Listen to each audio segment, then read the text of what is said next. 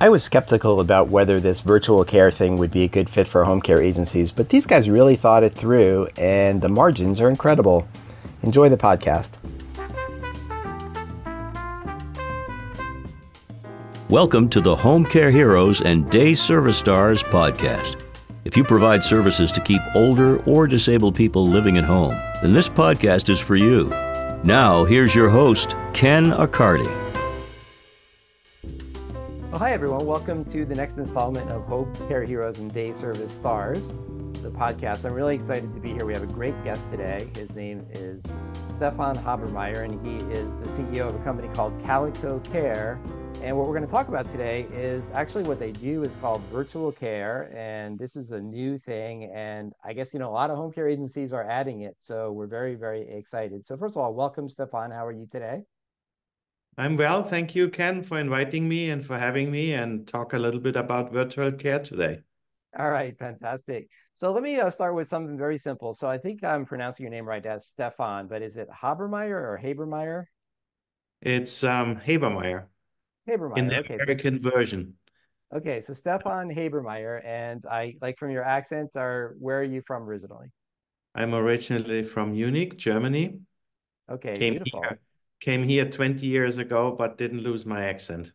Okay, that's great. And the company is called Calico.care. I like that. So like the website is like Calico.care. That's the whole thing, right? It's not like .com or anything. No, it's calico.care. Okay, I love that. Yeah, that's kind of what the cool kids do now with with these new company names. Fantastic. All right, so let's start with just what is this virtual care? I mean, just describe what is that virtual care.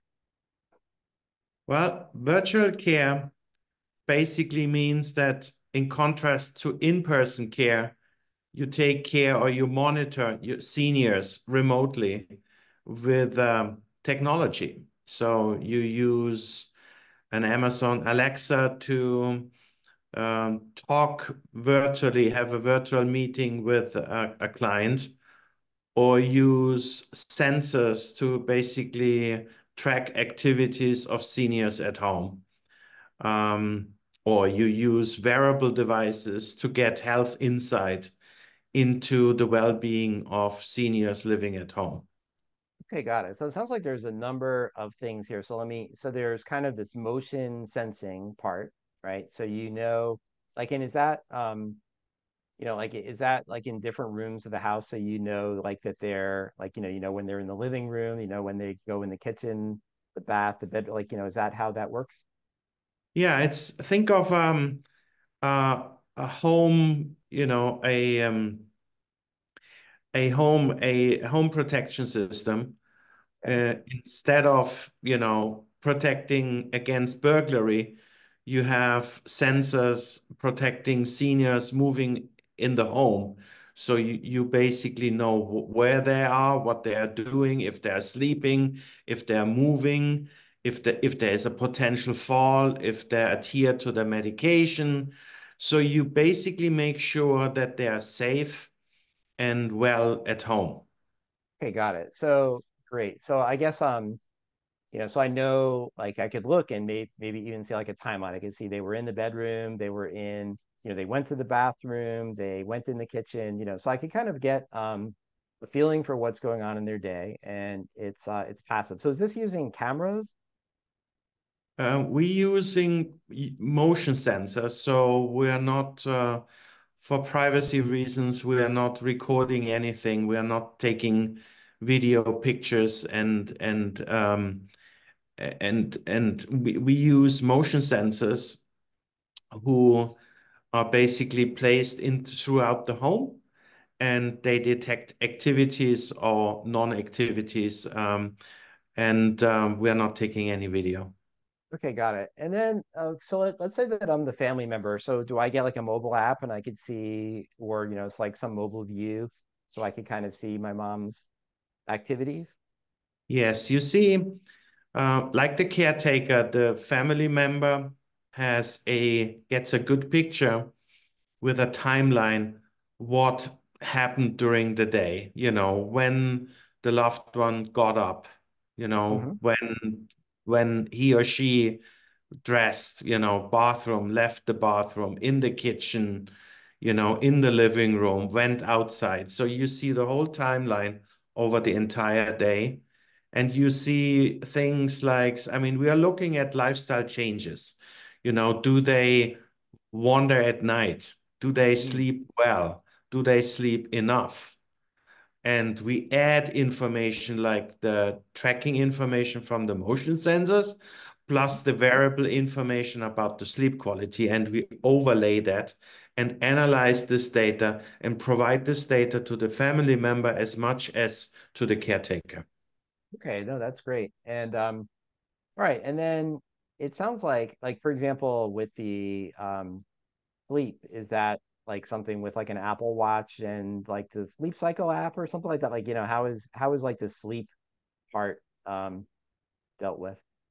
Yeah, so we basically take the data from the wearable, be it a Fitbit, an Apple Watch, and import that data via a interface from the Apple world or Fitbit world and import duration of sleep and the sleep phases and analyze this data. Actually, that data, the analytics side already comes from the Fitbit and Apple side, and we just import it and display it. Okay, got it. And but it sounds like it's, there's components and like because I was looking at your website and it talks about like the home care kit, right? So you get the kit, I guess, that you need. And so like in my mom's case, my mom, she might not be like a Fitbit person or something, she might not want that aspect of it. But like I guess you could have, whatever the components are, right? So you could have the motion sensing, there's definitely the app for the home care agency and for the family. And okay, and then like you also mentioned that there's an Alexa as part of the kit. So is that like an Alexa that so like the family could talk to their loved one and like the home care agency could be in touch with them as well? Yes. It's from the appearance, it looks like any other Alexa Echo device. Mm-hmm. It's, however, a professional grade version, meaning it is HIPAA compatible, meaning no personal data is leaving the room, so to say, Mm-hmm. and it's HIPAA compliant. And it's also for us as a provider of virtual care solutions, we are able to scale and build this for an agency for hundreds of clients. Right. So you have a central dashboard, and we can basically roll out those Alexa devices and configure them with skills. And skills are very powerful tools to entertain the senior, to remind the senior for certain things, take your medication, or today we have a survey. Would you like to answer this survey? So we did different skills, and we can load the skills centrally for the agency so that certain workflow can be automated. For Okay, example, great. a marketing satisfaction survey, which normally has been done over the phone, can be provided by Alexa. And Alexa is asking the client how satisfied he is or she is with the service of the agency. Okay, got it. And then like you said, it's like a professional version of the Alexa. Like so let's say that mom wants to play music with the Alexa or like play a game. Is that something they could do, or is it they can't do that because it's special? They can do that too. They probably don't have the full set of the consumer Alexa, but they have a wide range of features like to watch TV, play a game, Alexa is reading a book, things like that, or you can play games. And yeah, so it's pretty powerful, and it also can be enhanced by skills which you as an agency you can provide to do certain things. For example, if the weather is nice out there outside and you see that the client, the senior, is not very active, Alexa could chime in and say, "It's nice out there. How about you go out in the garden and walk a little bit?" Right. Okay, yeah, that's okay, so I'm getting the picture, and it sounds like there's so much to it. I mean, that's really great, but it also sounds like it's pretty simple. Okay, well, thanks for describing that. I guess let's take a step back. So what inspired you to want to, to do this and provide the solution? Yeah, I mean, I had a very personal situation with my mom, my aging mom, who my late mom, I have to say. Eh, she, like every other, mother, wants to age at home. I mean, this is, I think the big goal for most of us, to age at home and don't go into assisted living. However, she developed Alzheimer's, and we were not able to keep her safe home 24/7, and we had to move her into assisted living. And then during COVID, December 2021, she broke her hip. And even so, she was in the assisted living, they didn't find her in the bathroom for hours. And Oh, she was bleeding a lot, and she did not survive the hip operation. So for us kids, this was very, very frustrating because we kind of deprived her living at home and taking away the independence. And then here she was in assisted living, and she died because nobody could care 24/7. right. And even like, I mean, you would think even in assisted living, there's got to be somebody on top of these situations all the time. So, I Patient. mean, so first of all, I'm very sorry to hear that situation, but thank you Thank you. for sharing that. Okay, so let me kind of shift gears again. I mean, so now, I mean, the picture is becoming clearer and clearer to me. I mean, like, as the kids, I mean, as the children of your mom, I mean, you could have, if you had the Calico Care there, you could have seen, hey, mom's like went in the bathroom and didn't come out, or you could have seen Yeah. those types of things. So I definitely get that now. But let me shift back. Like when I look at your website, it says the top headline is that you blend virtual and traditional care, and that you work with home care agencies. So tell us about like how does that work, and I guess and where we'll go from there is how do we um, like, and how does it benefit the home care agency? Because, I know that there's a lot of home care agencies that are trying to adopt this now. But let's just start with, kind of how do you work with the home care agency so they can have the virtual care plus their hands-on caregivers in the home? Yeah. So first off, we have a real partnership with home care agencies. So we cannot do without them. And what we offer is a incremental new revenue stream for them to basically do two things. One, onboard more seniors, A, and B, doing this with the existing personnel. And that sounds pretty awesome, but how does that work? And what is a typical use case? I guess you're asking me. So a typical use case is let's say, a baby boomer who thinks he or she doesn't need any help, but the kids think they need some help. So they're kind of reluctant with taking on in-person care, and this is where we come in. So a care agency can come in and say, what about if we start with virtual care?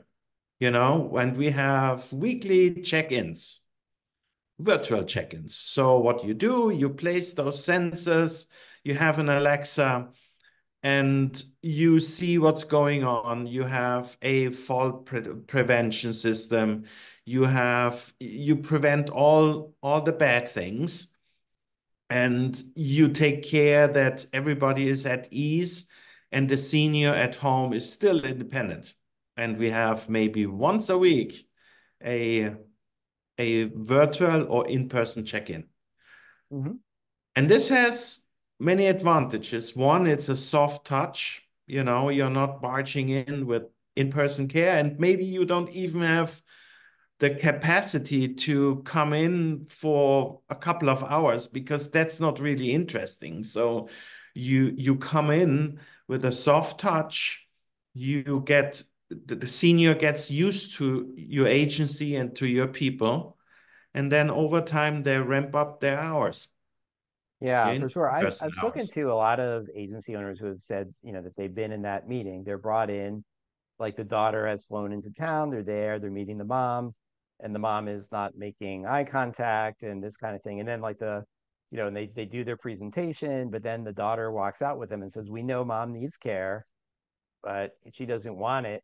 And that's the problem. I mean, if it were me, like I'm totally me, I would just say, start sending caregivers. But what you're saying is that this is a way of bridging that, right? So you could say, okay, put the virtual care in the house now, and what we can do is, like in our home care agency, we have care coordinators, and I could have a care coordinator who is checking in with you on a weekly basis. So maybe one week they stop in the home, the second week they talk to you on the Alexa, something like that. So, so what if we do that, where you won't have caregivers yet, but you'll have a relationship, you'll have somebody in the community, connected to us and that kind of thing. Okay, so then, so that's kind of a way of breaking the ice, and they get in and they get the virtual care, to start. But then I guess the agency can, like they could charge for those care coordinator visits, right? And so they could charge a price for the service.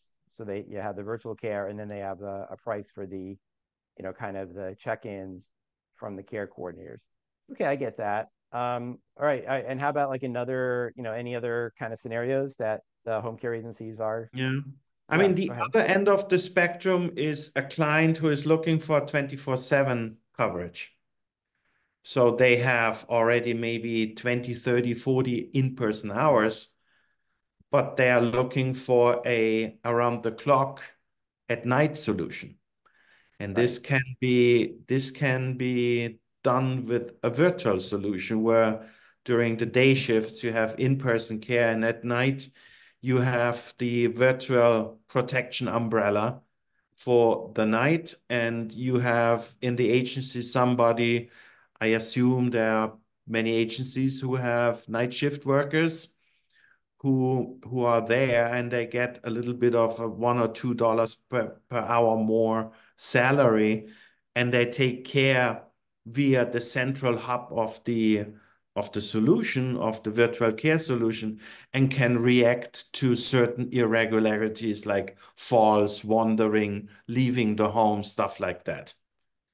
Okay, got it. And Okay, so here, yeah. So I mean, the jump from, let's say it is 40 hours a week of care, and in like looking, obviously prices are different around the country, but maybe that's like um, for 40 hours a week, that might be $1,400 a week, and that would, I guess, whatever that is. So call it around just south of 6,000 for the month and that kind of thing. But then, of course, if they go from 40 hours of care to around the clock care, that's like going from 6,000 a month to 18,000 a month, and not so many people are going to be able to afford that. So what you're saying is that you can kind of get there part of the way by having the virtual care, so they have the motion sensing, and then probably the objection that I was thinking agencies would have is like, well, how do we monitor that, right? So first of all, so I guess one thing is the family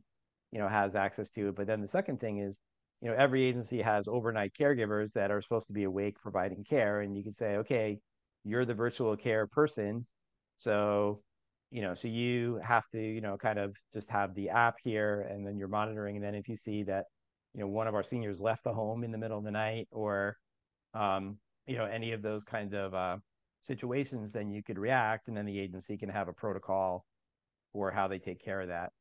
Okay, got it. So first of all, did I get that pretty much right? I think so, yeah.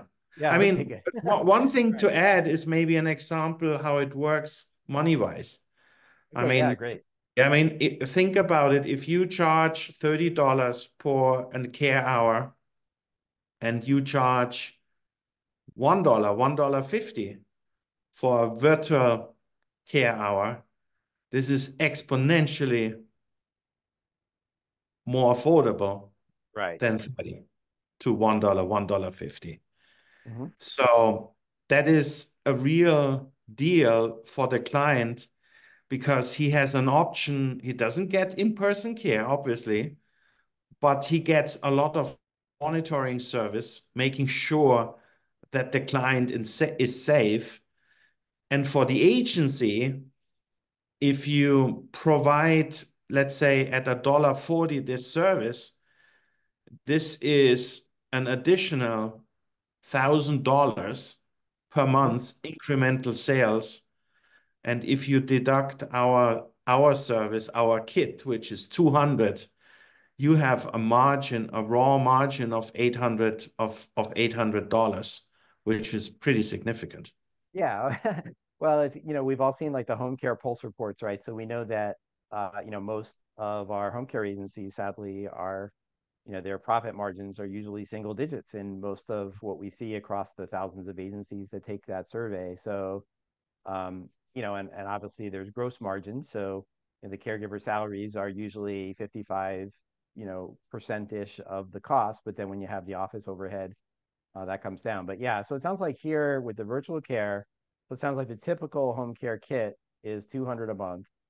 And but then I just kind of did the math. So if I was charging like $1 an hour for virtual care, then that's like a cost, like a revenue income from the client for around 600, a little over 600. And then like, I think you said the $1.60 or something like that, then it's like $1,000 of revenue for the virtual care, and they're paying around 200 for the kit. And yeah, so that margin is, I can't imagine any home care agencies that would not like to have, an 80% margin.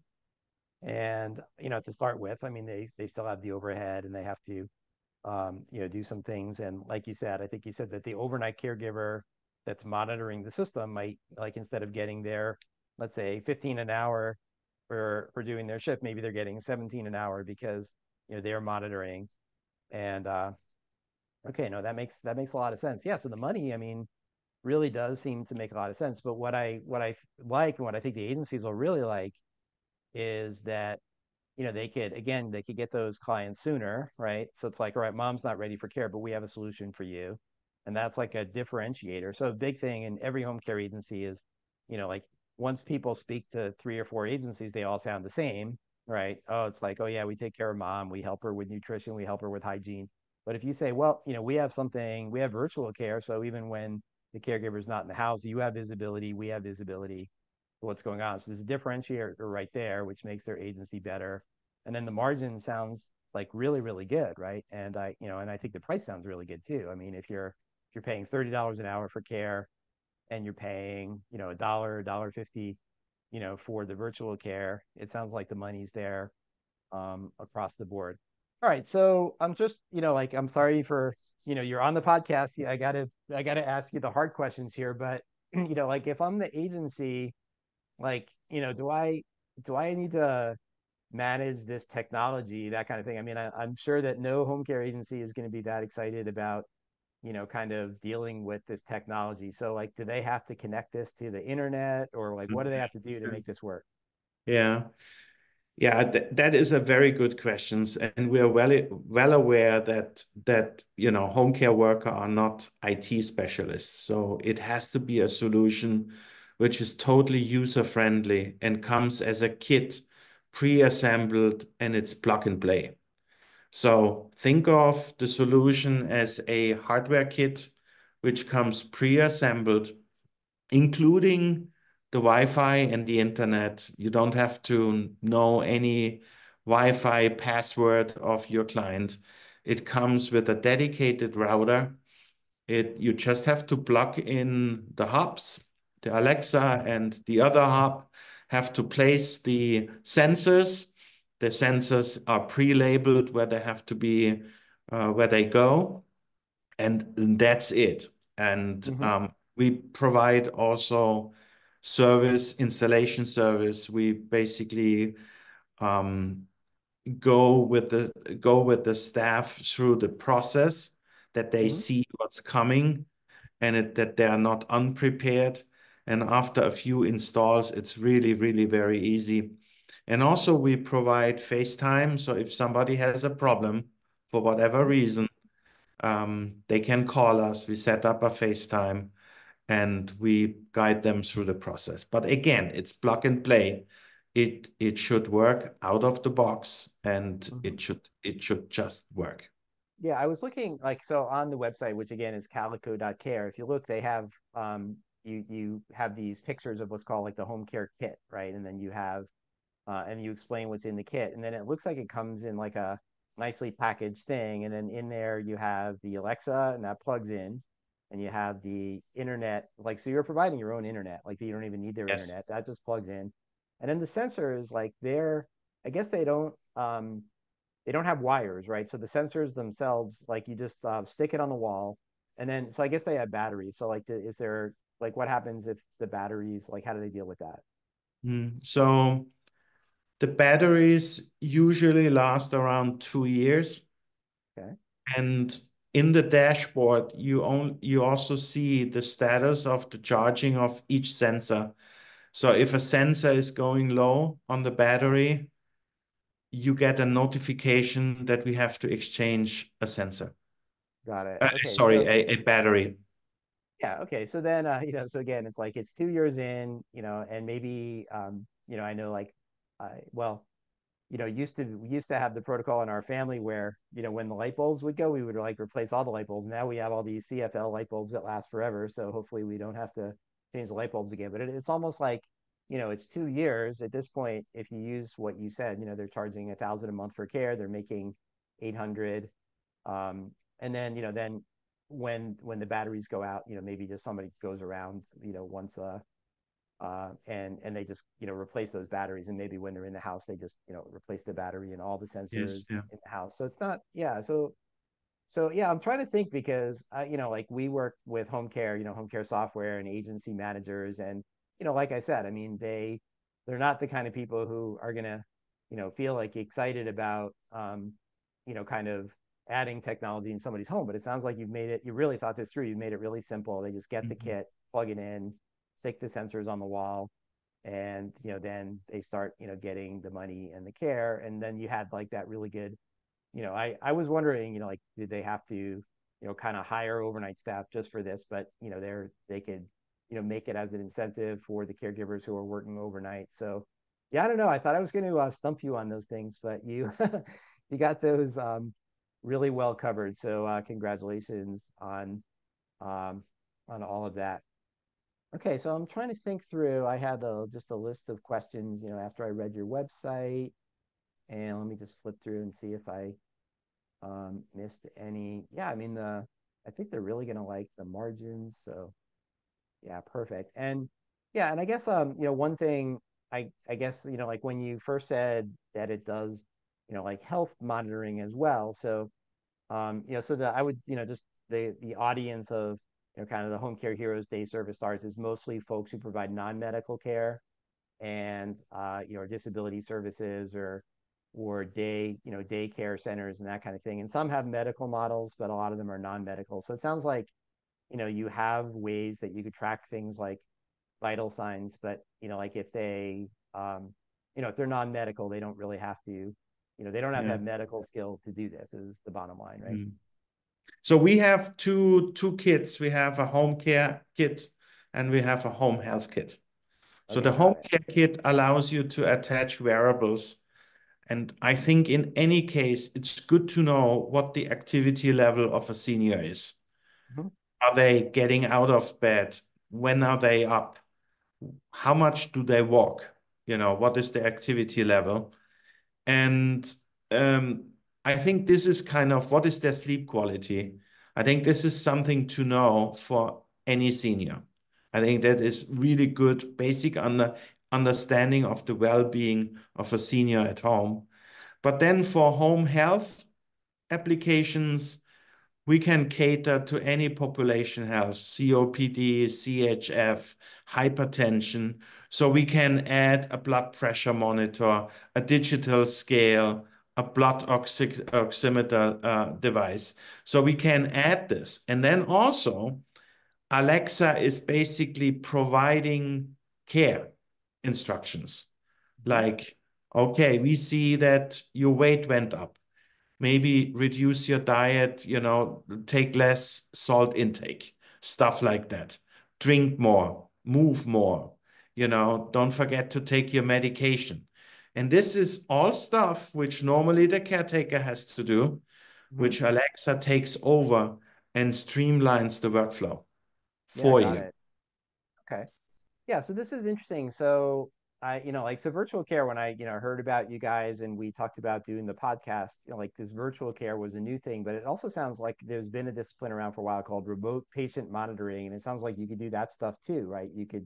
So if somebody wanted to measure, like you said, if they could have an internet scale in their house, they could have an internet connected blood pressure cuff, pulse oximeter, those kinds of things. So that's kind of how they would, deal with like more your home health agency, that has their long-term, frequent flyer chronic folks that they are dealing with. Is that okay? So there's the home care version and the home health version, and that's amazing. But the home care guys, like, again, they're going to be a little scared of the medical stuff, so they don't have to worry about that too much. But I like the idea, so I guess at this point, like we're kind of coming up to our time. Time flies when you're having fun. But so let me summarize. I mean, so virtual care, lots of home care agencies are doing this now because it's a great service. It makes it, like you could get clients earlier. You could provide, 24-hour care at a nice margin for you, but not at 24-hour cost for the family.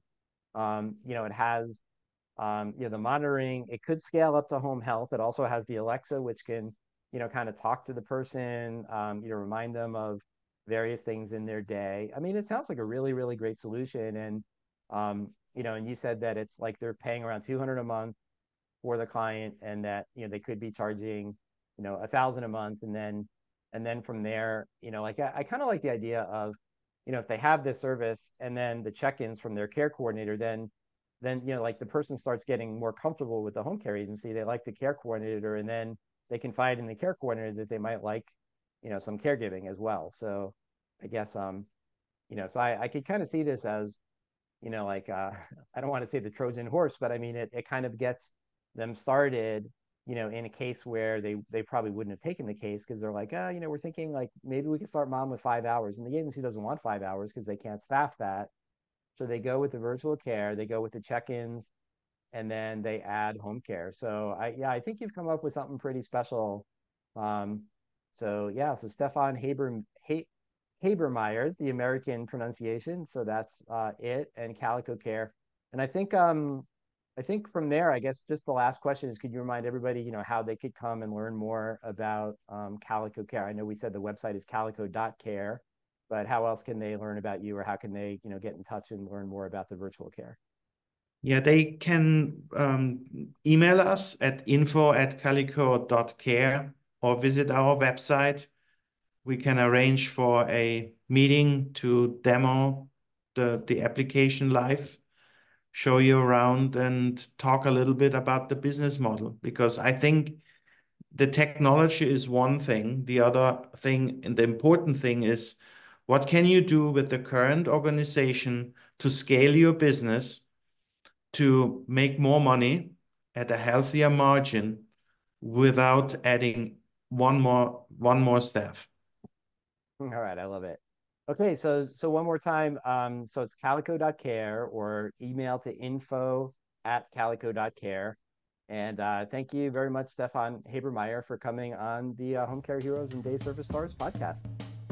Thank you, Ken, and looking forward to meet many of your listeners. Thanks. Thank you.